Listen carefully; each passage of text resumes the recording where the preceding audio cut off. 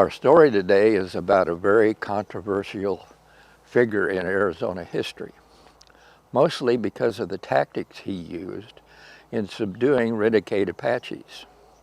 His name was King Woolsey, and it's an exercise in why we shouldn't necessarily judge the past by today's standards.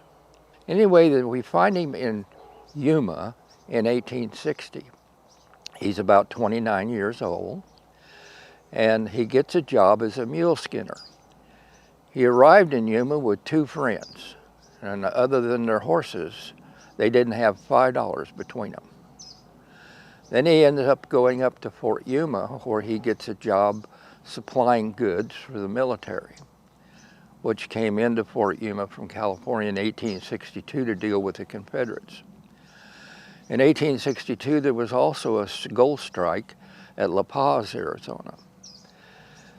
And also in 1862, Woolsey and one of his friends ended up purchasing Agua Caliente Ranch on the north side of the Gila River, pretty close across from Stanwyck Station.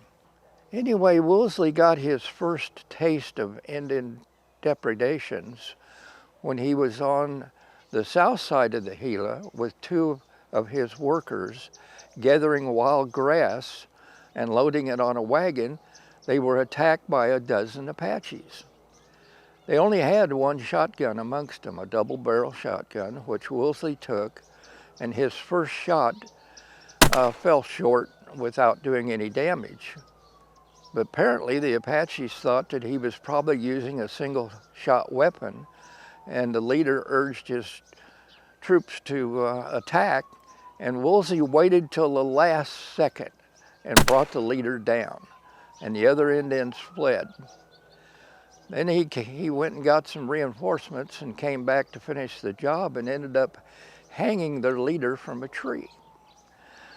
Well, you know, people would frown upon that today, but it had a purpose because the other Apaches wouldn't come anywhere near that area with that body still hanging there. And he had work to do. There were many, many Indian depredations going on. In fact, you know, La Paz is where whichever party, Waltz must have been with the Weaver People's Party that came up through Yuma to La Paz, because he dropped out at La Paz and wasn't with them as they come on across.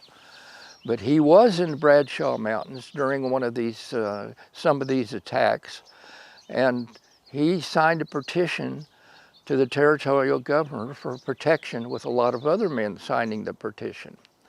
And I think this is probably the time when the governor of Arizona ordered in 500 Spencer rifles to be distributed amongst the civilians to protect themselves from the Apaches, or the Apaches ended up with some of those weapons from raids that they had conducted and was using against the Army at Apache Leap battle. During these negotiations for protection, Woolsey put together a party and tried to make it a treaty with some of the Indians. Woolsey had a small mill, and he was making pinole, which was a flour based upon ground wild Indian corn and brown sugar added, and it was a staple for everybody. And the Indians particularly loved this pinole. So he laced a bag of flour with strychnine, knowing that the Indians would find it and steal it, and went ahead and had a parley with their leaders. Well, when the effects of the strychnine began to take effect, the leaders all jumped up and started to exit, and Woolsey and his party cut them all down. Up to that point, Woolsey had at least dispatched 120 renegades previous to this. Well, then when his ranch was hit, he organized a group of 60 well-armed men, all good shots, and started pursuing the Apaches that had taken all these animals from his ranch and other ranches, and followed them down the Verde River until they got to the confluence of the Salt River and the Verde River. Anyway, he was outnumbered. Even with the large party he was vastly outnumbered and was facing extermination himself. So he called for a parley. Anyway, during this parley, an Indian came in and distributed some knives amongst the leaders. And the word had come down that all of Woolsey's party, including the other Indians, the Pimas and the Maricopas, were to be killed.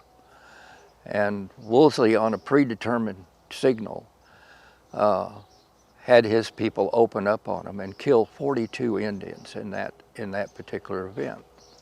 Because of the battles that he fought with the Pinell Treaty, or what they call the Pinell Massacre, and the Bloody Tanks incident, he was highly recognized by the First Arizona legislature. He was awarded a lieutenant colonelship in charge of Arizona militia to deal with Indians. Arizonans loved what he did with the Indians. I don't care how controversial it was. Anyway, Woolsey was elected to the, he was responsible for the formation of the Democrat Party in Arizona, and he was elected to the legislature 5 times. And he ran for U.S. Senate, but was defeated. And he was an Arizona pioneer, and even like so many of them who were still in their 20s when they were scouts for the military, and just unknown numbers of very famous people here in Arizona that were responsible for Arizona history.